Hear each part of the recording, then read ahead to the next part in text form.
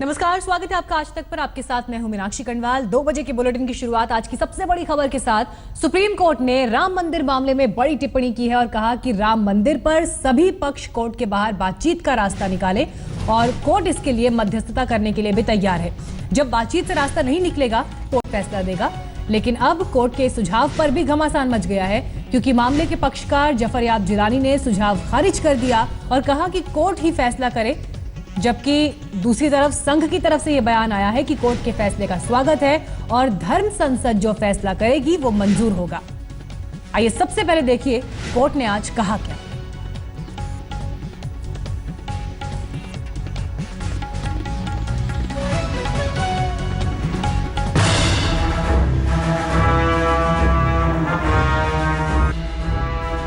सहमति से बनेगा रामलला का मंदिर। मंदिर से कुछ दूरी पर बनेगी मस्जिद। देश की सियासत में और बीजेपी के राजनीतिक इतिहास में सबसे बड़ा बदलाव करने वाले राम मंदिर के मुद्दे पर देश की सबसे बड़ी अदालत ने आज जो टिप्पणी की है, उसने अयोध्या में भव्य राम मंदिर निर्माण की एक उम्मीद जगा दी है। सुप्रीम कोर्ट ने आज सुनवाई के दौरान कहा कि अयोध्या में राम मंदिर का मामला धर्म और आस्था से जुड़ा हुआ है, इसलिए दोनों पक्ष इस मामले को आपस में मिलकर सुलझाएं तो बेहतर होगा। सुप्रीम कोर्ट ने यह भी कहा कि जरूरत होगी तो सुप्रीम कोर्ट का जज मध्यस्थता को भी तैयार है।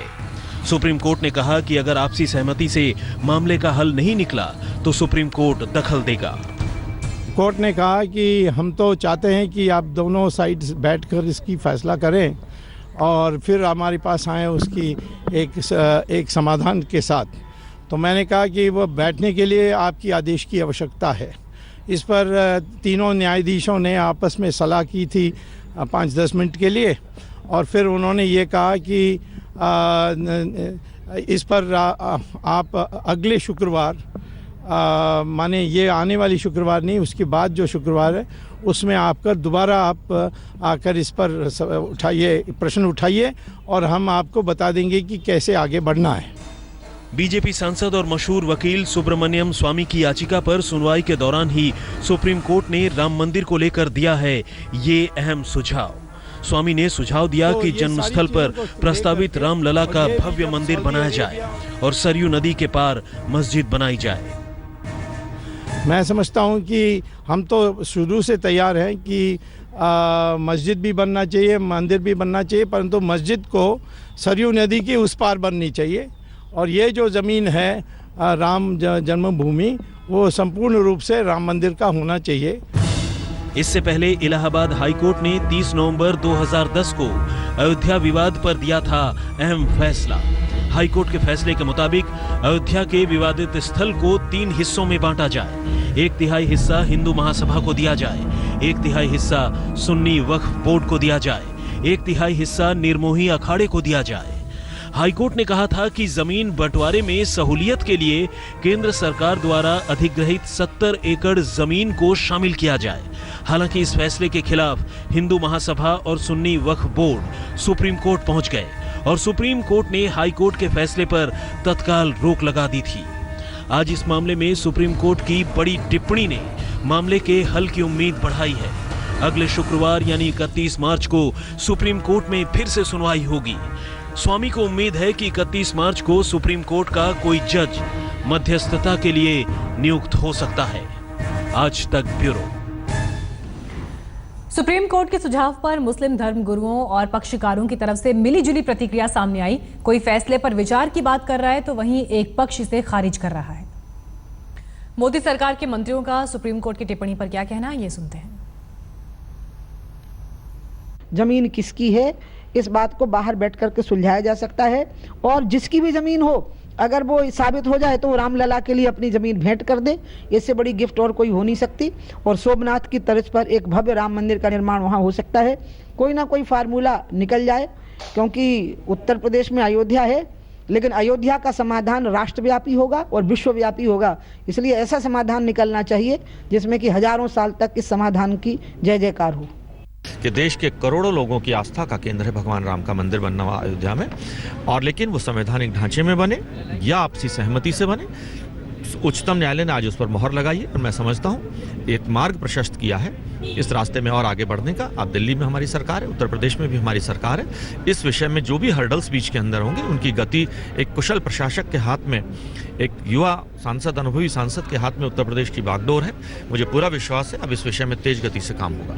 सुप्रीम कोर्ट के जो रूलिंग आई है, जो निर्देश मिले हैं, उसका हमने स्वागत करना चाहिए और उसका हम स्वागत करते हैं। दोनों भी आपस में बैठ के अगर मामला सुलझा सकते हैं तो इससे अच्छा और कोई रास्ता नहीं है। बादाम में हम सब कुछ हाथ में लेके चल ही रहे हैं, सीएम चल रहे हैं, पीएम भी चल रहे हैं। वो क्यों ऐसा बताया जा रहा है कि एक आगे तो राम मंदिर कल बना लेंगे? सुप्रीम कोर्ट के आदेश को माना जाएगा, मान भी रहे हैं, स्वागत भी कर रहे हैं। सब मिलके पहल करनी चाहिए और मैं तो आग्रह करूंगा कि राम करोड़ों करोड़ हिंदुओं के आस्था का केंद्र हैं। मुस्लिम समाज आगे बढ़ करके एक सामाजिक सौहार्द का वातावरण बने और पहल करें। आखिर भारत में नहीं बनेगा, अयोध्या में नहीं बनेगा तो राम मंदिर कहाँ बनेगा? पाकिस्तान में बनेगा, बांग्लादेश में बनेगा। वहीं इस बीच पूरे मामले पर सियासी हलचल तेज है। यूपी चुनाव के तुरंत बाद आए इस टिप्पणी की वजह से तमाम दल इस पर अलग अलग राय रख रहे हैं। जैसा आप लोग बता रहे हैं तो मेरे ख्याल मैं भी उसको जजमेंट को देखती हूँ और जजमेंट को देखने के बाद फिर प्रतिक्रिया जाहिर करना ज़्यादा उचित होगा। नहीं, मुझे लगता है कोर्ट को, उनके जजों को अदालत से ज़रा बाहर हो करके और इस समस्या का समाधान के लिए अगर वो लोग बैठेंगे, पहल करेंगे तो ये स्वागत योग्य कदम होगा। मुझे मालूम नहीं कि अदालत ने क्या कहा है, लेकिन अगर ऐसा अदालत ने बोला है तो ये बड़ी बात कही है, वो भी सुप्रीम कोर्ट ने।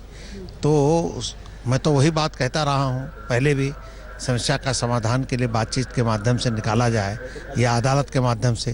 तो अदालत कह रही थी दोनों काम उसमें से पूरे हो रहे हैं। ये कौन सी नई बात हो रही है? तो हमेशा से रहा है कि या तो आपसी बातचीत से तय हो जाए तो विवाद रहेगा नहीं, और जो विवाद रहेगा नहीं तो फिर निर्णय का सवाल नहीं। लेकिन या फिर सारे तथ्य उसके सामने अदालत निर्णय दे दे, पर ये दोनों बात भाजपा होने नहीं देगी। वो राम मंदिर मुद्दे को, बाबरी मस्जिद प्रकरण को जिंदा रखकर उसमें राजनीति करेगी। सही मैं समझता हूं कि सुप्रीम कोर्ट सही कह रहा है, क्योंकि देखिए दिलों को जोड़ने वाली बात होती है, वो हमेशा कानून से और सुप्रीम कोर्ट के किसी फैसले से नहीं होती है। बेहतर विकल्प यही होता है कि लोग आपस में मिल बैठ करके और इसका हल निकालें। बात करने के बाद ही कोई नतीजे पे नहीं पहुंच पाए, तभी तो गया मामला कोर्ट पे।